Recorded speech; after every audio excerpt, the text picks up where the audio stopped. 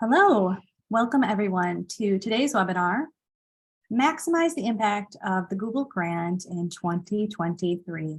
And this webinar is hosted by CauseVox. My name is Jenna Notar-Francesco. I'm an account executive at CauseVox, and I am thrilled to have you all here with us. I don't know where you're all calling in from, but I hope you're staying safe. I know the East Coast is going through some stuff with haze and such. But yeah, I hope you're doing well, and we are going to be right with you to get this webinar started in just a couple minutes, so stay tuned.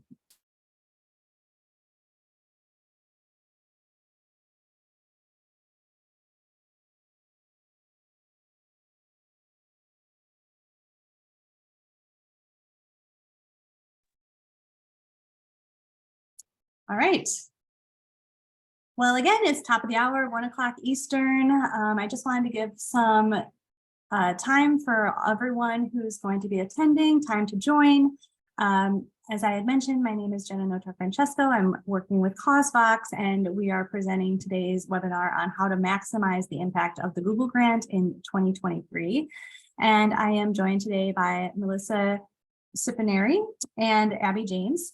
And they are both incredible women working at Nonprofit Megaphone, which does all things grant related, helping nonprofits get up and running every day. So they have a wealth of information to share with you today, and I'm super, super excited to have them here.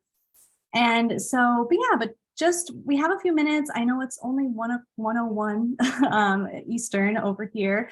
So I'm going to do a little bit of housekeeping.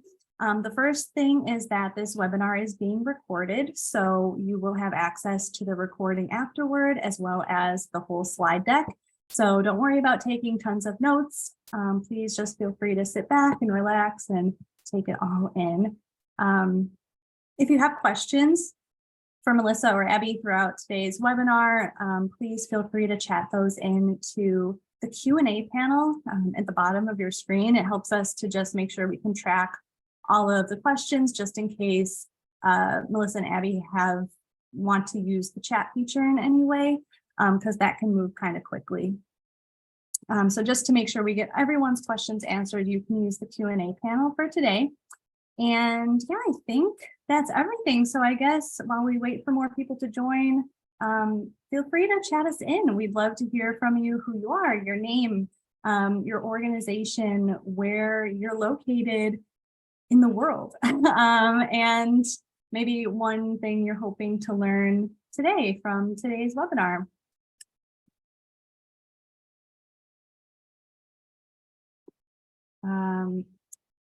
Yeah, by the way, I'm in New York right now. And again, like I told you, I'm working with CauseVox. So I love to just get up and running with nonprofits, helping them with their digital fundraising.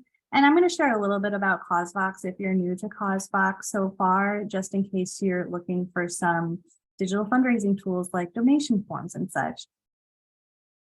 Hi, Dax. Yes, there will be a recording sent, like you'll be able to watch it on demand after. We usually send it within a day or early next week.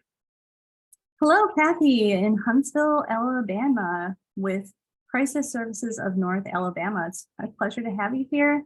And Janine, the Arts Validation Network in Lafayette, Colorado. Hi, Layla. I hope I'm pronouncing everyone's names correctly. In North Carolina with the WNC Health Network. And Elena in upstate New York, 4A Arts. I'm an upstater. I'm originally from Syracuse, so hey. Welcome, Nisi and Celeste in South Africa. Wow. And Lauren, welcome. You consult nonprofits to help them reach their organizational goals. Oh, nice. Excellent. Well, hopefully you'll get some good tips today for helping them score some grants. And wow, everybody's calling in from all over the country. And Brooklyn, New York. Hello, Jessica. I hope you're staying safe and wearing your masks. Yeah, everyone, welcome. I am so glad to have everyone here today. I just love hosting these webinars so that we can give you all the tools that you need to be more confident in your nonprofit fundraising.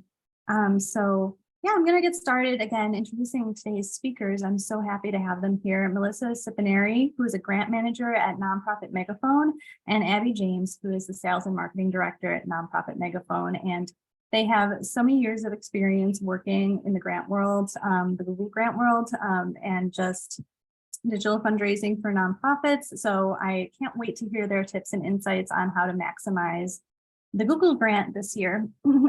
So before we jump in, I will just do a quick explanation of CauseVox in case you're new. CauseVox is a digital fundraising platform, and we're designed to help fundraising just become a lot easier for you, help you raise more and with less effort. And we do that with having best-in-class fundraising in the forms of donation forms, campaigns, peer-to-peer sites, crowdfunding. Basically, you can house all of your fundraising under one roof with CauseVox. We also provide hands-on support and onboarding to all of our users. So you'll be speaking directly with a human being like me. So no bots, unless you want to call me a Jenna bot, that's fine. I am sometimes, it's cool. We also do top-rated fundraising education in the forms of guides, templates, webinars, and courses, webinars like today's. And so, yeah, we just try to make things easy for you, removing any clunk and just making everything totally streamlined and simple for both you and your supporters. Specifically, what that means for donation forms is we've put all of today's best marketing technology into the form and have given your donors so many payment options. So they can choose from Apple Pay and Google Pay to Venmo to PayPal to ACH bank transfer. And it really helps you to open your horizons in terms of just being able to take all different kinds of donations, especially those recurring or pledge gifts, where it's much easier to optimize for larger gifts through ACH bank transfer and such. So it's all, it comes along with automated customizable donation receipts and branding. You can also run ticketed events alongside your donations. So just, again, having everything more streamlined together. The Unfrankenstein your fundraising model, just put it all together in one place, right? So much easier to drive everybody to one site for everything. And then along with that is hands-free peer-to-peer, which is sort of our bread and butter here. We've seen it proven time and time again that organizations can raise more than twice the amount of funds by using peer-to-peer fundraising. So if you're interested in seeing more about how CauseVox can help you increase your conversions, your donors this year through our donation forms or peer-to-peer ticketing, etc., you can go to our demo page. It's just causevox.com/schedule a demo, and I'll drop this in the chat later. And you can watch our pre-recorded demo, which is only, I think, like 13 minutes, or you can schedule a live demo with me and we can talk about how it works one-on-one with your organization. And then additionally, we have free fundraising tips that we send out every Tuesday via email. So you'll want to make sure, if you're not already subscribed to our newsletter, to just go to causevox.com/blog, and then you can subscribe to those free resources and more of these webinars. So I'm going to stop talking and let Melissa take over. So thanks, everyone, and enjoy the rest of today's webinar. Thank you so much, Jenna. I really appreciate the warm introduction. I'm going to share my screen now for everyone and introduce myself. My name is Melissa Cipineri. I am a grant manager at Nonprofit Megaphone, and Abby is joining me as well. She'll be helping field questions in the question and answer section for you, just so we can try and get to those, as quickly as we can. I come to you from the panhandle of Florida, although with Nonprofit Megaphone, we're all over the world.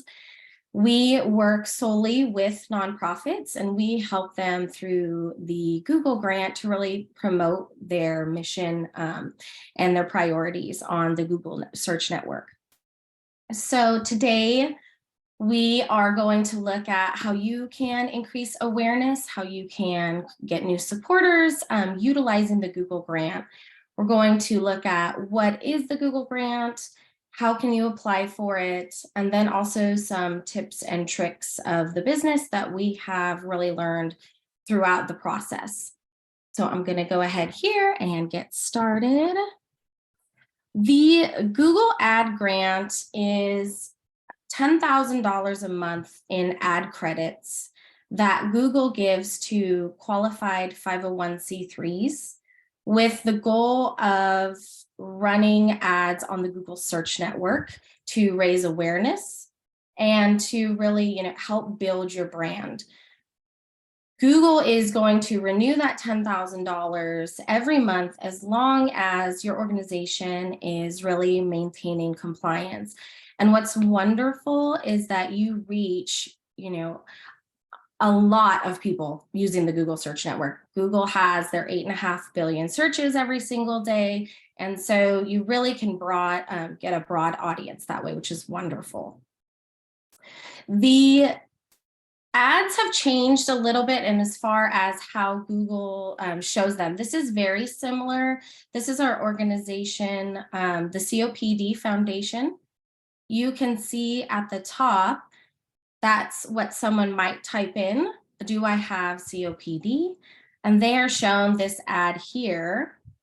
The ad is at the top of the search network, which is wonderful. We'll talk a little bit about that later, because we know in the internet world, people they're not scrolling. And so you can see that it says ad next to the URL. Now, if you were to search in the Google search network, you might see sponsored instead of ads next to it, but they are both ads here. There are a few ways that the Google grant can help, and it really depends on your organization, your audience, your ultimate goals, your niche. There are a few different ways you can see here that organizations that we work with directly and we help manage their grant for them, they have different priorities and functions. So Penmar Human Services uses it to drive awareness to reach individuals who have family members with intellectual disabilities or individuals who have intellectual disabilities. There's the Omaha Symphony. They use it to help drive ticket sales to their events. Thought Leadership, UNCF uses the grant to share content. Wellfield Botanical Gardens promotes their events, and they've actually credited Nonprofit Megaphone and the Google grant with really the uptick that they see every year in their holiday light show. And every year they'll come back and say, we know that this can be credited to what we're getting from the Google ads. You can engage donors. I know that for a lot of organizations, getting donors and getting donations, whether those are cash donations or those are in-kind donations, those are important for you. The Habitat for Humanity Restore, they really look to engage donors through those in-kind and cash donations. And then attracting visitors as well. So really getting people to your organization, like Aquarium of the Bay uses it, getting them through the door, really enjoying what you have to offer as an organization. Those can vary, again, depending on kind of what your priorities are, how you want to use the Google grant, what is the function of your organization. Excuse me. So today we're going to look at a couple of different things. There's the eligibility requirements we'll discuss first, how to register with TechSoup, enrolling in Google for Nonprofits, prepping your website, and submitting the application. So there are really 4 steps that come prior to getting into Google and applying for that grant specifically. And we're going to talk about those kind of steps in order to help you out there. Meeting the eligibility requirements to qualify for the Google Ads program, your organization has to be a qualified 501c3. You've heard me use that terminology before. Qualified 501c3s are not government entities, hospitals, or academic institutions. However, before you log off, if you're one of those things, if you have a separate EIN and that's associated with a philanthropic arm of your organization, that you are eligible in that manner. So that philanthropic arm, that separate EIN, will help you with the eligibility aspect of the grant. while this says there's 50 countries, there's actually 68 countries right now that are eligible. You would have to agree to the Google for Nonprofits term, and I'll talk a little bit about what that is here in a second. And you'll have the slide deck to go ahead and access all of that information afterwards. And then you have to have a secure, high quality website that really upholds Google's website policies and ensures that you are meeting all of the different policies in general for the program. One of the first things that you're going to do is you're going to go to TechSoup and you will register. Through the registration process, you'll select the country that you're from, where your organization is based, your preferred language, being a new member and registering. In some cases, it does take up to 30 days to be validated by TechSoup because they may need to go in and request additional information or documentation from your organization in order to get you validated. Once you are validated, you receive what is called a token, and it's a code. That code is used for your Google for Nonprofits application. And it's really important to remember that the token does expire. So within 60 days of getting that token, you'll want to go in and set up your Google for Nonprofits application. So enrolling in the Google for Nonprofits, I like to envision it as a dashboard where there are several things that really fall under the Google for Nonprofits dashboard. One of those things is the Google grant. So once you get the Google for Nonprofits and you go to register there, you agree to their terms, you use your token, and then you're going to fill out your contact information, your organization's information. What's really important to note here is we've seen a lot of organizations who have come to us and ended up being locked out of their account. That happens, life happens. People move on, and sometimes those people were the ones that registered in the first place. So our recommendation is that you use something that is a little more general to your organization as far as an email account, so that if someone does indeed leave, there's the opportunity for someone else in the organization to access your Google for Nonprofits account. And then you submit and you wait for your response for your Google for Nonprofits account. Following that submission, there's another thing. Google, when you're looking at submitting your grants, Google is going to look at a few things before they say yes to the grant application. So once you are approved for your Google for Nonprofits account, you'll see in your dashboard the grant application process. You want to make sure that you have your EIN and your statement, your mission on your website. We recommend that you have your EIN on every page that you are asking for donations, which should be every page that you have when you're asking for donations. Make sure it's all of them, and then have your EIN maybe in the footer so it really follows along the user as they navigate around your page. The other thing that Google will require is that you secure your website, which means that you're HTTPS.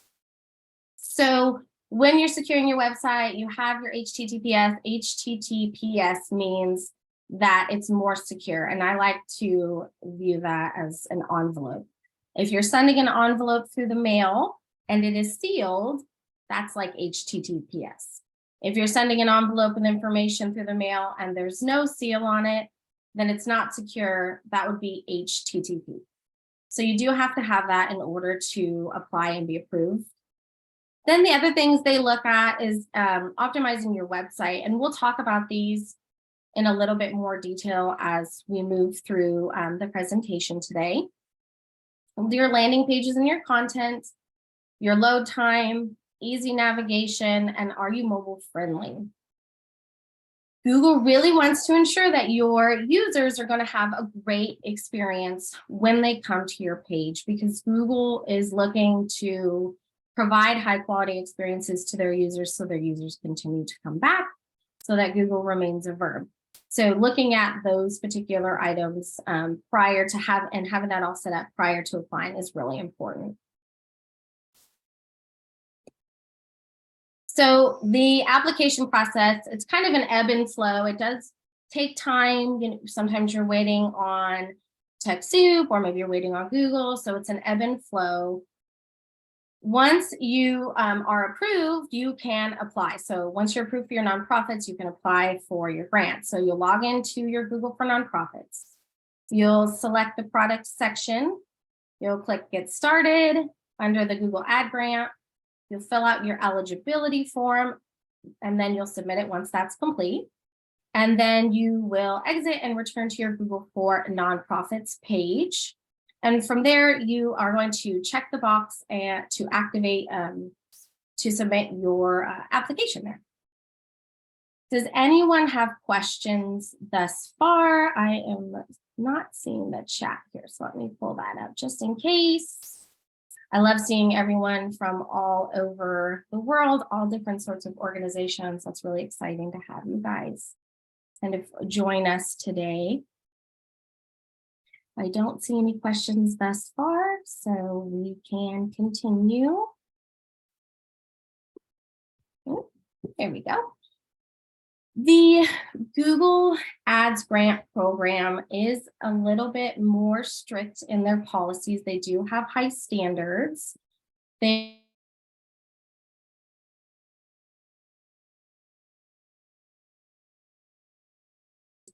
you have things that go into that. Your account must maintain a click-through rate of at least 5% in order to maintain compliance. That again goes back to ensuring that we have these higher standards. It brings clout to the program in general. The search network average is only 3%, so that you can see there is a little bit more of a high standard there. Your ads must only link to the website domain that is approved through the process. You can get additional domains approved and run ads to those at a later date once you get your initial domain approved through the grant.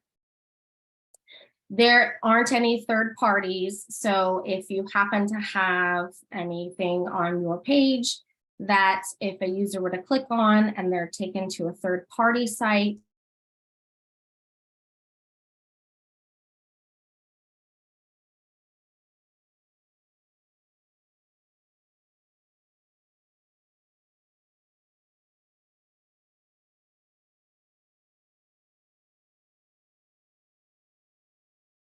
you have to be relevant to your programs and your services, and you need to keep an active account. So you need to show that you're doing things in your account.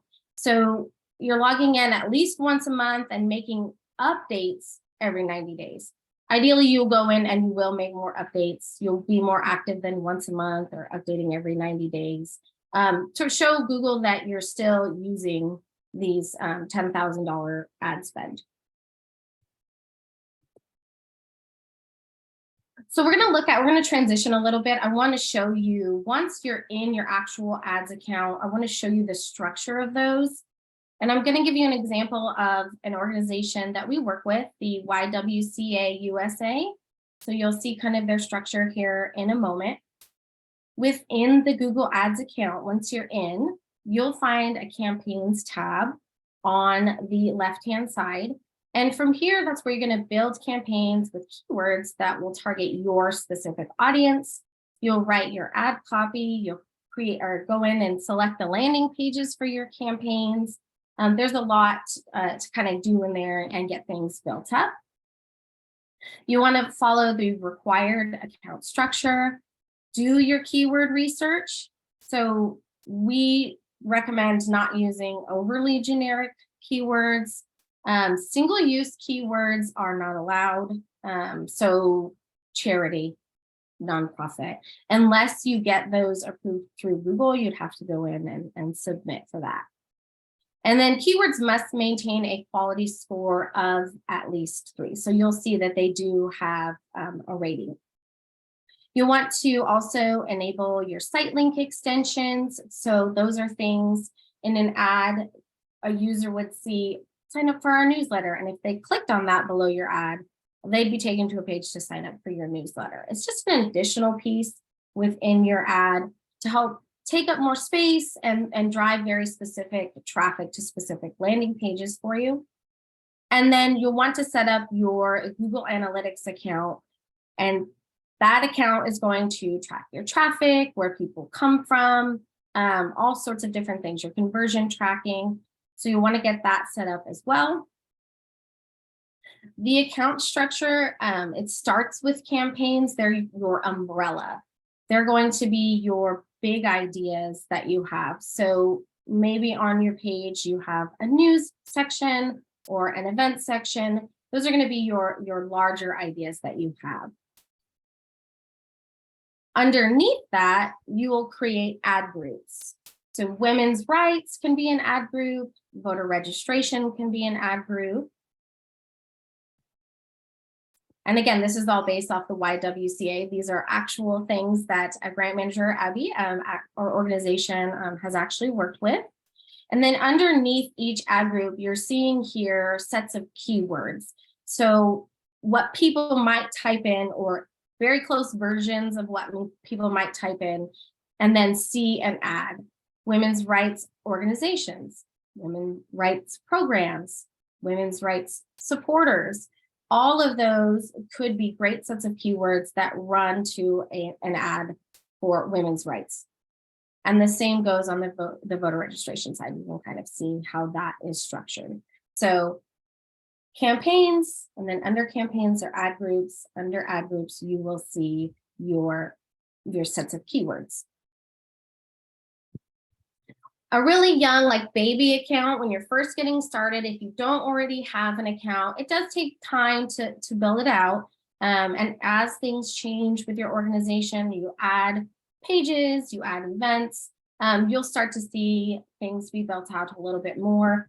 This is what a younger account might look like. You have a couple of campaigns running and a few ad groups underneath each one of those.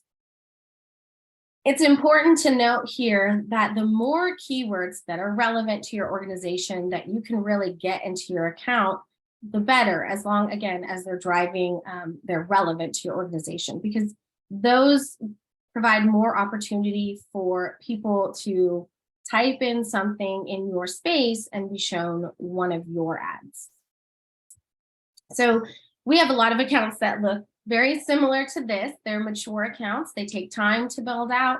They have several campaigns running with a lot of ad groups that fall underneath each one of those campaigns.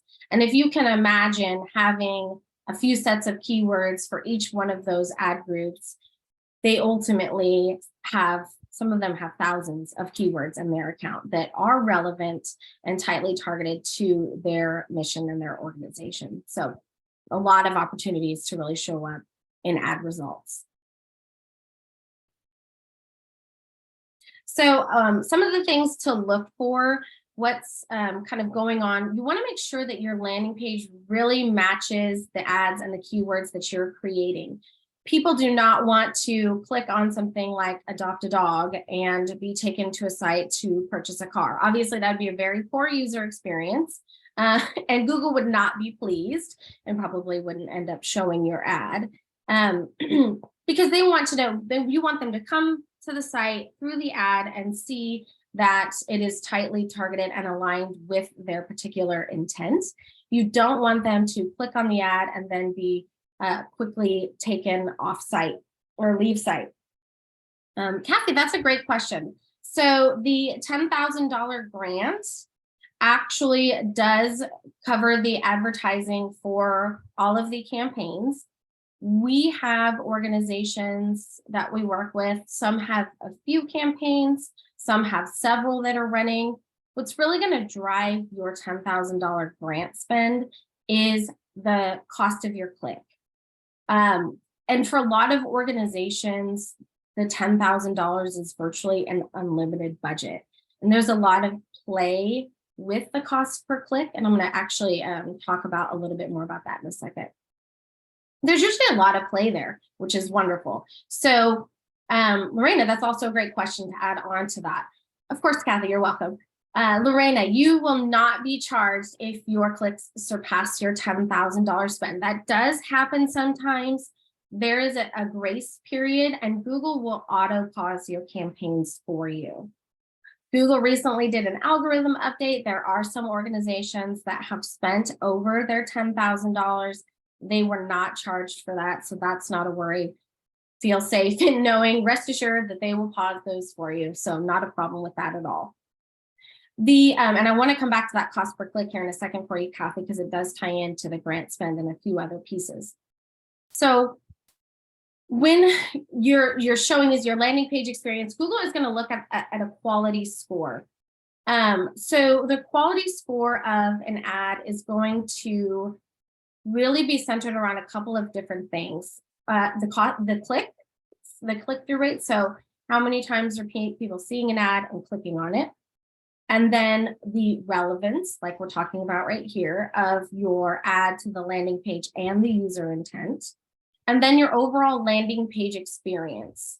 So we went back a little bit, we talked about content, quick website speed, easy to navigate, being mobile friendly. Those are all going to play a part in your quality score of your ad. A better quality score will lead to potentially better ad position and awarding a better cost per click. So that can also kind of affect how much that cost per click is. Because again, Google really, really wants a great user experience. They want their users to be taken to something that is tightly targeted to the user intent. So the better connection you have between the ad that you've created and the landing page that your user will go to, the better you chances are for a conversion. So a meaningful action, signing up for newsletters, spending more than 5 minutes on your page, donating, those types of things. It's also really important that once a user gets to your page, that you put a lot of that important information up at the top that's really, really visible. And this goes back to people on the internet don't spend a lot of time scrolling right away or searching for that information. They want it quick, they want it easy. So having it immediately visible really helps with giving them that quick and easy access that users are really looking for oftentimes. Those were really great questions. Thank you. When we look at a site, so at Nonprofit Megaphone, these are some of the tips and tricks that we have found that really make a website optimized for the grant and really getting, better statistics in general. Having sufficient content on your website is very important. 10 plus qualified landing pages. And what does qualified mean? Well, your pages have a single primary topic. That's great because if you have 1 million topics on one page and your user is going into that page and they want to locate something, they don't have to really navigate around if it's one topic, but if it's several, there's more searching involved. Also, having calls to action. Surprisingly, people really want to be told what the next step is. So calls to action, which we'll detail a little bit more here in a little bit, are telling people what to do instead of asking people what to do. So donate now, sign up here, and we'll look at those a little bit more. Also, having 300 words or more on the page is great. So that you can really have the content needed associated with the ads and your ad copy, the keywords. Promotable content is also really important. So we often look for broad, mission adjacent educational blog posts, blogs, articles, news updates that are outward focused, so broad again, are excellent drivers of traffic. Google's showing ads to new users or fairly new users to you. So bringing them in through something that is a more broad topic is an excellent way to get more people to your site. And I'm going to show you an example blog here. This is UNCF. We do have an award-winning content team that writes content for different organizations. One of our content team members has actually, she won an award for the Glaucoma Research Foundation and writing a blog for them that was really accessible for the user, but also it was accurate. So being able to go in and conduct the research, not only that's keyword research optimized, but also having something that is very accurate for the users, which is wonderful. What's great about blogs, they are, again, broad enough, but within them, so if you bring a user through a blog, through a broader topic, you can still embed your priorities within that particular blog. So having your calls to action on the page, having your donate button or click on every landing page associated with your EIN at the bottom. Those are great ways to encourage people to take action while they're on your site. Once they're brought there through that broad topic, it still gives them the opportunity to navigate around your page, learn more about your organization and what your organization does, and build that bond, because you're looking to build a bond with these users since they are so new to you and they don't really know you. You're developing a relationship with them. I'm going to go back here and click. So you have other things like events and classes. Those are wonderful. People are looking for events that are near them, or classes or events or classes that are in your space that they may be visiting. Celeste, that is a great question. And Mohammed, let me look at your question real quick. You had two. Submitted the Google Ad grant. Is submission restricted to certain countries? Yes, it is. Within this slide deck, you can click on the 50 countries, which are now 68, and see if Yemen is approved. I don't know off the top of my head. Maybe Abby can double check that for me real quick and see if it is approved. And then yes, you should have access to the slides also. Great question. So there are restrictions. There are certain countries. Like I said, there's 68 right now that are approved. Celeste, you have an approved grant, but you're unsure how to navigate. I do not have an actual ad grant dashboard on this particular webinar. We're really looking to get you kind of the structure and the optimization for that site. So I don't happen to have that at the moment. Apologies for that. So circling back here, your programs, services that you offer. What's great about these also, we talked about having one subject or main topic per landing page. Doing that with, maybe you have an events page and all your events are listed on there, but if a user were to click on it, they would be taken to an event specific page. That's wonderful. Those are great. Having more landing pages doesn't necessarily result in more traffic, but it does give you the opportunity to show up more often in search results. So volunteer opportunities and other topics that are really highly searched, using those keyword research tools like Google Trends and Answer the Public are very, very helpful when you're looking at creating an ad around a topic that is on your site. So use those keyword research tools when you're building your content. Okay, so great. Thank you, Abby, for answering that for me. Obviously, once people come to your site as a new or newer user, we really are looking to turn them into your supporters. You are creating awareness in general with your ads, because the Google Ad Grant, once again, is showing these ads to someone who really doesn't know your organization very well. And so once they're on your sites, it's important to build that bond and that relationship through high quality content, being mobile friendly, calls to action, that kind of stuff. Make sure you are keeping them interested. So when you have an ad, that ad needs to be really tightly targeted to the user intent. So you're going to want to make sure, again, that it is relevant, because Google will not show it if it isn't, because they will feel like they're not providing a great high quality, tightly targeted experience for their user. So having that relevant content, and then having a specific landing page dedicated to the type of persona, like the audience that you want to bring in through that ad. And you can see here, your audience could be adopters for a dog. If you happen to be an organization that is that adopts animals, like your rescue organization, having a blog that talks about the care of animals, adopting animals, those are all kind of targeted to your particular audience.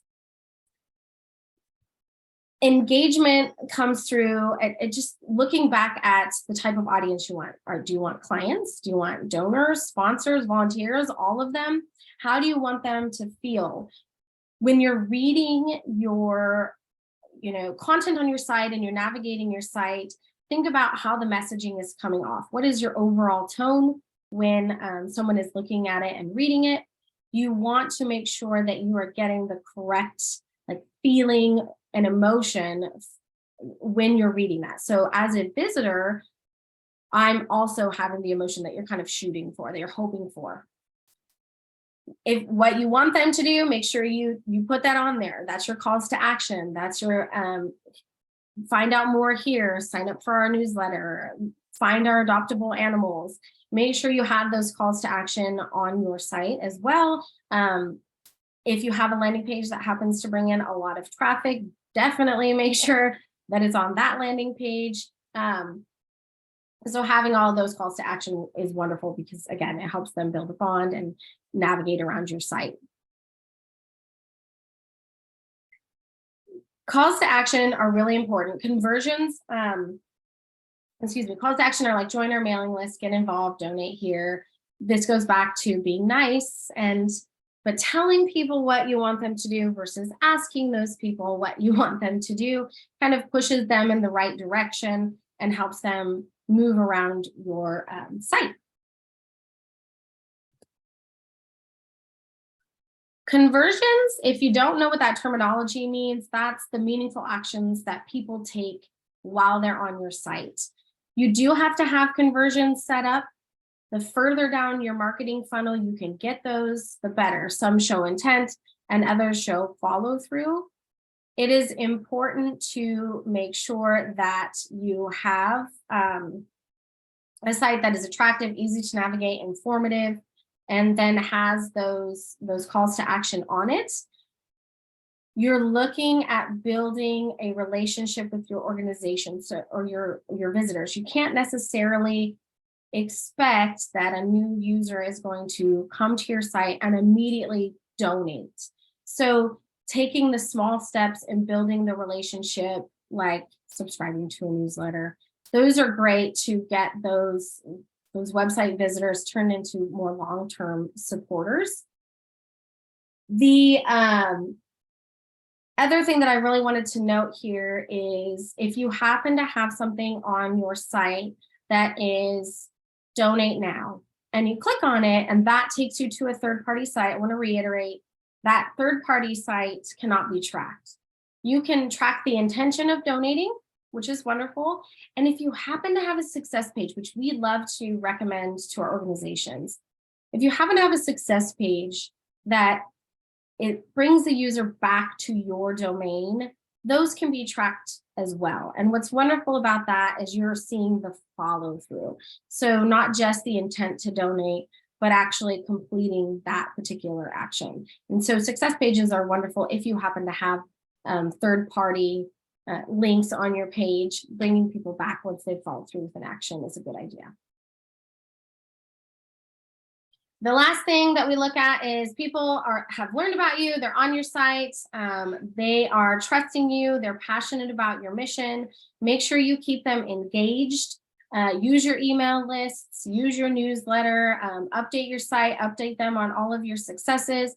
All of that goes a really long way into raising funds, getting those donations or meaningful actions that you've really been looking for, because you're ultimately building a relationship, so that takes time to build. So keep them engaged afterwards once they've really learned about your particular organization and your mission.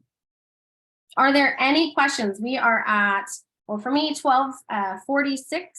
So I am on Central Time. Are there any questions, comments, concerns that I can answer for you?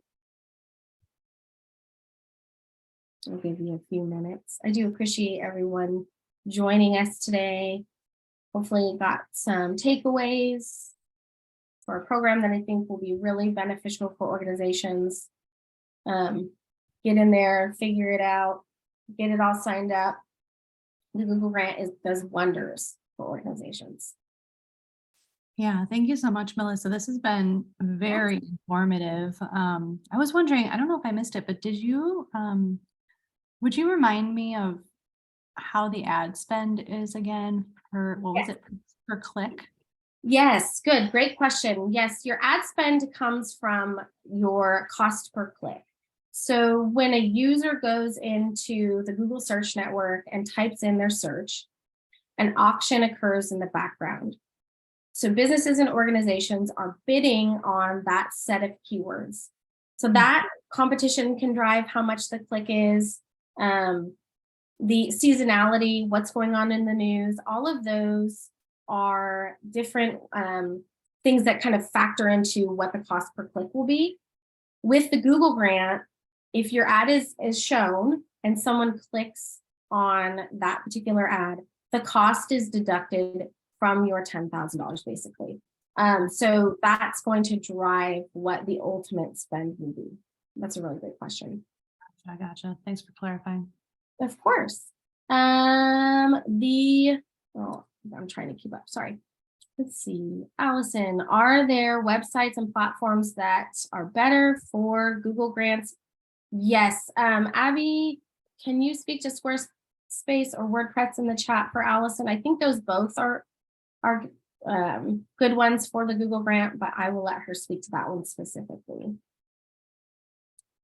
Christy, your website isn't robust at the moment. You're building a new one by the end of the year. Should you wait to apply?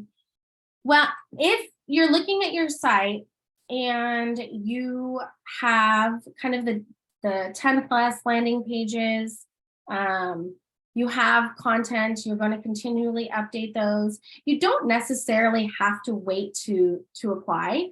The one thing that is really important to remember though, is if things change on your domain or pages are no longer active and you have created an ad that runs to that page, Google will start disapproving those. So if you feel like that's something that may occur and those URLs may end up changing, you could potentially wait instead of having to kind of go back and change out the ads. But if you kind of check the boxes that we went through with content and landing pages, you don't necessarily have to wait for that.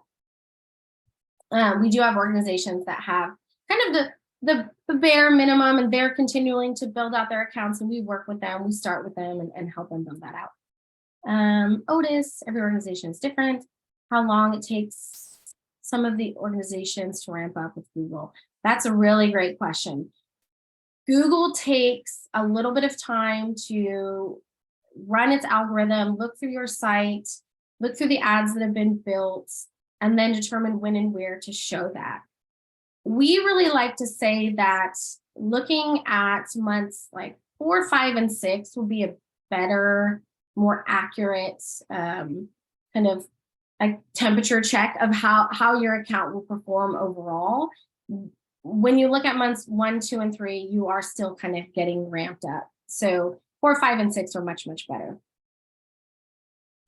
Tutorial for new volunteers who are helping me maintain my monthly campaigns. Absolutely. We actually have the Google website is great. They have a lot of stuff in their support section. We also have a lot of things on our blog at Nonprofit Megaphone, even recapping how to apply for the grant, keyword research tools. If you head on over to our blog, which is free, you don't have to sign up for anything. You can go through there and get some tips and tricks to really help you with your Google Grant. That's a great question. Let me see. Should be looking to have specific spend per keyword. Carolyn, not necessarily. What I really like about the Google Grant is there tends to be a lot of play where like the cost per click comes in, because the $10,000, I know I sound a little repetitive, but it can ultimately be, you know, an unlimited budget for organizations. And so what I look at when I am in an account and I'm looking at cost per click and I'm looking at traffic, how much traffic a set of keywords is getting, I also am looking at what is the trend for your organization in spend. So keeping an eye on how much you're spending every month can really help you determine if you need to pay attention very, very specifically to how much your keywords are, or if you have a lot of wiggle room or not. So keep an eye on that for sure. I have organizations that I can have a $20 set of keywords. I mean, I know I'm exaggerating a little bit, but so just keep a look at your trend on how you're spending overall month to month, and that'll really help you once you get that up and going. Are there any other questions? Hopefully I answered. Oh, yes. Okay. Layla, I hope I said your name right. So for auto renewal, if you're not hitting your 5%, do they let you try and rectify it? So the first thing is it has to be 2 consecutive months below 5%. If you have a month where you're below, you do have some time to go in and try and fix what's happening in your account to bump that up. And yes, you can reactivate your account. So it's not like a one and done. If you fall out of compliance, you can rectify that situation and kind of make changes and bring that back up. That's a great question. Great question. I know we're at 12:50, so we have some time for any more questions on the Google brand. And you're so welcome, Jamie. Thank you. I hope it was informative. Hope you guys gained some tools. Again, if you want additional information, there is a wealth of knowledge on the Nonprofit Megaphone site. In the blog section, you will find all sorts, from keywords to why content is important, to reiterating the whole process of applying. So you can get on there and kind of search around and see if there's anything in there that really would assist you in any way. Yeah, no, definitely. Yeah, so if anyone has any last minute questions, you have Melissa here with you. Take advantage, but yeah, otherwise, I'm sure you can reach out to her or Abby directly. I think she dropped her email over here. I'll just re-chat it for you. Yes, don't hesitate to reach out. We really, really actually enjoy helping out nonprofits and getting you guys optimized for your grants and helping in any way we can. So we appreciate that. This is so fascinating. I wish we could have had a longer time to talk about it, but yeah, I'm sure hopefully Nonprofit Megaphone will be back to do another webinar sometime soon. And again, for anybody, well, we have another question. Otis has one. Otis, not necessarily. They'll just they may be fewer than what you'll see once Google's really learned your site and learned the ads that have been created. So that's a great question. It does take time, and the clicks will also kind of be dependent on your geo-targeting. So are you nationwide? Are you just in a city? Are you in a state? So those can affect how many clicks you're getting also. But yeah, months 4, 5, and 6 are going to be a better kind of assessment. Yes, the presentation will be made available. That is a great question. The slides, yes. The 5% requirement starts immediately, correct, Abby? If you can answer, Caroline's in the chat. It starts right away. Like once your ads are up and going. So once you've created, you can create campaigns and all of that stuff in your Google Grant account, but once you've created an ad, the ad is live. And so once your ads start going live and they're being advertised. Good to know. Good to know. All right. Well, thank you everyone again for joining. And yes, if you joined late, the presentation will be sent out either tomorrow or early next week. So you can expect that in your email. If you are looking for a donation form or looking for digital fundraising tools somewhere, after the donors land on your site, if you want to direct them to a donation form and you're looking for one, you can check out CauseVox. I'm going to drop in our demo link that I mentioned previously, as well as our free fundraising resources, so you can join us on all of our amazing webinars. And we actually have one coming up on Tuesday. It's on major gifts. So if you want to learn more about, optimizing for major gifts, I would encourage you to join for that. It's right on our website, actually. I probably should have had the link available so I could drop it in the chat. But otherwise, if you have any additional questions as well, you can always email us at support@causevox.com. So yeah, thank you again to Melissa and Abby. This has been absolutely fantastic. And I'm so glad that you could join us today. And yeah, thanks again, everyone. We'll talk soon. Thank you. Raising. Bye. Bye.